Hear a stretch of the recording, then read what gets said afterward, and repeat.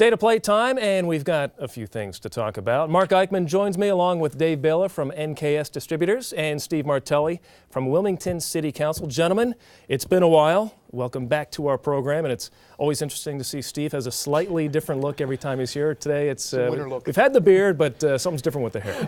It's a Corleone look. All right, and it's a new year, about 2 weeks into the new year, which means a new legislative session has started. And what do you think? What do you think the mood is down there? Are they cautiously optimistic? I don't feel the panic that we felt the last couple of years. Mark, you've been down there the last couple of days. How's everybody feeling down there? I think it's not that January never really feels like a panic time for the General Assembly, especially, you're in 3 weeks and then they really start the budget hearings, and it's kind of a lot of finger pointing and back slapping and hey, good to see you. And, I was talking to House Majority Leader Schwarzkopf earlier in the week and asking him about the budget and how he felt things were going to go for the session. And, he said we're not at the bottom anymore, but it's not moving upward with any speed at all, if at all. Yeah, I think optimism would be a strong word, to be honest. I mean, certainly there's caution. If there's any optimism, it's the fact that they're swearing in there's some new blood, if you will, so maybe some new direction in one way or another. But I don't think anything's really. There's not a whole lot to be, from my perspective, there's not a whole lot to be optimistic about. No huge deficit, but it will be a struggle to balance that budget. It's the revenue issue, I think. There's not a huge hole to climb out of. There's a bit of a hole to climb out of. But, oftentimes in the past there's been the revenue to assist in that climb out. But, I think the gambling revenues are down. There's things that are down that they had not anticipated to be presented with during this season. The revenues really are, at best, stagnant. Right. We really need people getting some jobs and contributing to that tax base. I don't know. Do you see anything drastic happening, Dave, in this session? Last year it was election year. Maybe people were afraid of rocking the boat, so we didn't see a lot of painful things happen. Maybe that'll change. I think it's more about positioning this year, seeing what's on the horizon for next year, seeing who's vulnerable. I don't think, as Steve said, there's not much you can do when there's not much money. And actually, they like it that way because it's easy to say no. Right. When you have money, it's hard to say no to the people because you're trying to pacify different interest groups. So absent a real turnaround, it's going to be status quo, get through the legislature, and then start to position yourself for an election year. I think what really needs to be done, if the hard decisions that really have to be made at this point, with just the climate throughout the state, throughout the nation, is, and I think that the governor is in tune with this. It's the problem is convincing the legislature to do it. We have to decrease the size of government. We have to decrease the amount of state employees, and I'm sorry to say, you have to really look at the benefits that they receive. That's a significant amount of money that goes towards the government spending. I don't have an actual dollar or percentage, but I have to say it's probably close to 80% of all of your cost has got to be personnel costs and personnel issues. And with a government as big as the state, with regards to personnel size, we in the city, this is something that folks in the city have been talking about for a long time, is the size of our city government. We have way too many city employees, and I think the state's in the same kind of situation. They have way too many state and those employees. are the costs it's a very, very tough skyrocket every year. Your contribution to the pension, that skyrockets. That skyrockets. Healthcare costs. Healthcare obviously is just going through the roof. Yep. And of course, your state employee is going to say, well, here we go again. You just docked my pay 2.5%. Now you're picking on me again. Are we picking on the state employee, or are they truly getting a little bit more than they should, and that's the only place to go right now? I take a different look at it. I mean, the state employees are, by nature, good employees. Is it their fault that government has grown so big? No, it's not their fault. Now the reality is that you can't continue to keep growing government. You can't keep. So what you have to do is manage the growth with attrition. Don't add. Retool. And do it that way. And if you do it, respectfully to the state employees, I thought it was ridiculous to cut their pay. Because nobody else in the private sector had their pay cut. Well, they didn't have their pay cut, but they were laid off. Losing They were their laid jobs. off. They were losing their That's the jobs. alternative. Right. Other Well, states have gone to that. Yeah, but we didn't have to do that. You just have to manage the growth. You know, you have to re-examine every aspect of state government to see, do we need these positions? Can we eliminate it? And in the future, are we going to absorb some different departments? Now, I don't disagree with you on that perspective on a way forward, but when you're in a situation that we were in last go-around when they did cut the pay, you can't undo what had been done, which had been the growth of government at that point. You had to play the hand that was dealt you, which I think they did a pretty good job. I mean, that budget deficit that the governor was facing when he came into office was unbelievable. Right. It was absolutely unbelievable. And to handle it, I thought he handled it incredibly well.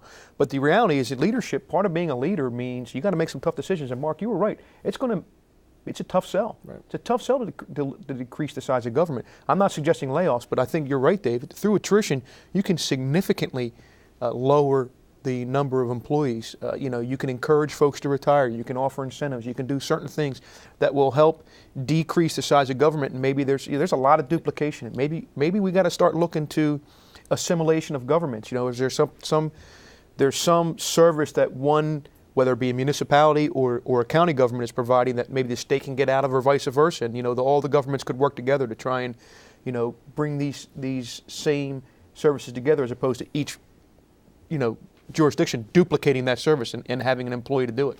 So it'll be interesting to see if this session there is in fact some pain, which the governor, like Clubber Lang, has predicted for this session. Now, this may not necessarily be a Delaware angle, but I think it's a national angle. The tragedy in Arizona. One of the angles is that our political discussion has become so negative in the last year or so, or going back even farther than that, that this was eventually going to happen, that we were going to have a tragedy. What do you guys think about that, the negativity? Has it gone too far? Well, it's turned into a WWF wrestling match in terms of how vocal each side is getting against each other. Yeah. Somewhere the civility is gone, where government's about different opinions. Government's about bringing everything to the table and finding what's going to be the best solution for the problem. But is it healthy to express those opinions with a little anger sometimes, or is there a line? It's healthy to have healthy debate. It's not healthy when you start calling names, when you start drugging up people's backgrounds, when you start character assassinating people, when you start putting bullseyes on different people because they have different views. That was not what the forefathers intended when they developed our framework of government. Yeah, I think a lot of the problem is that there has been a distancing or even a forgetfulness of how powerful people's words are. I love the debate. I do think the debate is healthy and conflict is healthy. Conflict under civil and confines is good. It creates change. But saying things to incite people without having any accountability for those acts, for those words, leads to things such as this. I'm not suggesting, I'm waiting to see the whole thing, but I'm not suggesting that it was the fact that this rhetoric and the level that it was created this guy to go and do what he does. The guy was obviously mentally unstable. Mm-hmm. And a lot of critics to this particular line say you can't control that mentally unstable individual from taking whatever action he or she wants to take. But the point is, a lot of folks have these conversations, and it's not even a conversation, it's a monologue where they scream and they yell and they name call.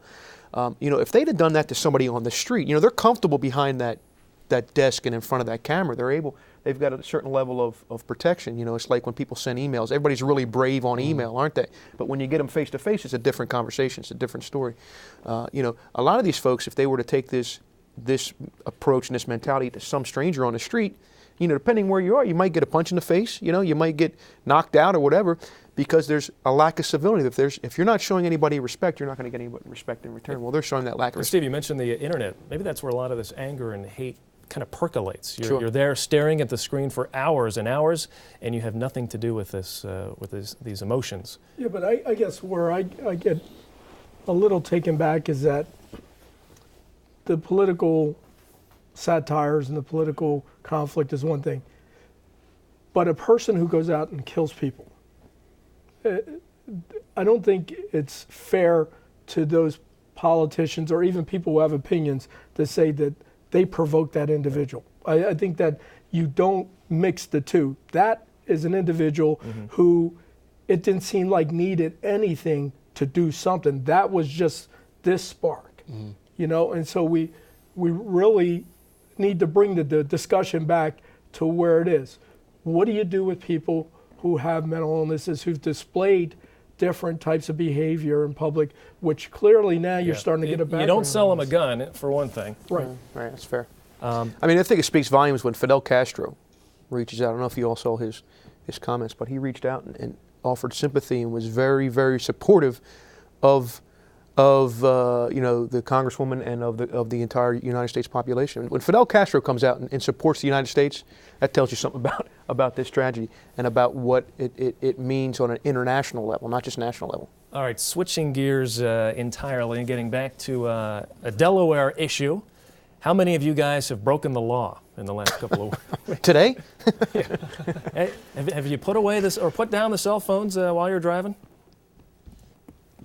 Crickets. I would say yes. Wow. Very quiet. You're all going to jail. Yeah. Mark, you actually did a story on this. Yes. I turned my cell phone on once this week while I was driving, but you're allowed to do that, I think. You're allowed to turn it on. Turn it on. And you're allowed to key in the number. Actually, Yeah. Mark doesn't even have a cell phone. Yeah, no, so, my work cell phone is mine. Yeah. so there's no problem with Mark. Yeah, I'm completely fine with it. The very first day after talking about this thing for months and doing stories about it, I get the old call from the wife, Jessica, and I'm like, yeah, I'll be home in about a half hour. Whoa, breaking the law. So, and that was it. That was it for me. Well, and I actually pulled over one day and made a phone call. How about that? Now that and that's my part of me says that's a good thing. The other part of me says, I don't know. I speed sometimes. I run a stop sign. I fail to signal when I make a turn. I break the law and all. I know I'm Put you on speed. out of hand, man. I'm out of hand. Yeah. I voted against this legislation when it was on the city council floor, the ordinance in the city. And I actually heard a report that the research suggested that there is no significant impact upon accidents as a result of cell phones. Of course, you can get research to support anything, really. But I don't know. I don't know if this is. I think it's a good tool. I really do. I think that people are distracted, but I think if you're going to do it, you got to do it across the board. I think you can't just. I really think it's and this is the reason why I voted against it on council, because there were some ways out for people. You could have the hands-free handset. The point is, you're still distracted from driving. You're still not focusing 100% on the road. If you have to dial, if you're having a heated conversation with someone, if you're having healthy debate, you're going to be all over the place and you're not really going to be focusing on what you should be focusing on, which is the road. So to me, it's almost like window dressing. If you're going to do it, let's do it. Let's cut it across the board. If that phone rings, pull over to the side of the road, pick it up and make a phone call. Then you'll virtually have a parking lot on I-95. But let me More so than now? throw this in. Okay, you have the GPS systems. Right. They're mounted right up on in front. Right. So you're looking, and there's a couple commercials out there where you're driving down the road. Right. Take out the radio. The guy's giving directions, and bam, he gives the wrong direction. You run into a parked car. I've seen women put on makeup. Yep. People eat. Right. I mean, there's a lot of things that fall into the category. Here's where it's a political part of this. Under Delaware motor vehicle law, which Steve and I both happen to know, there was a provision in there called inattentive driving. And it covered this. Right. So you didn't have to create a new law. Right. So it was just something where some politicians got up to say, yes, we're making the streets safe. But that's not true. Not true at all. But now if an officer sees somebody driving with a cell phone now, they're automatically able to pull them over and stop them, where before, if you were inattentive driving, you would have to be swerving and moving around, and the officer would have to see you in the act of being inattentive. Yeah, that's fair. But if you pull somebody over under the new law... So I'm a defense attorney. Let me say to you, Please. prove to me at the time that my guy wasn't giving full attention to the roadway. Well, you're stopping somebody from the potential of being distracted. Down the road when that argument does get heated, when you drive past the officer holding the phone to your ear, you may be having a agreeing conversation and not having the argument that distracts you. A mile down the road, after the officer's pulled away and is looking at somebody else, that's when it gets heated and you're distracted, and that's when you crash into the guy in front of you. So it's preventative. Thank you, Dave, Steve, and Mark, for joining us on State of Play this week.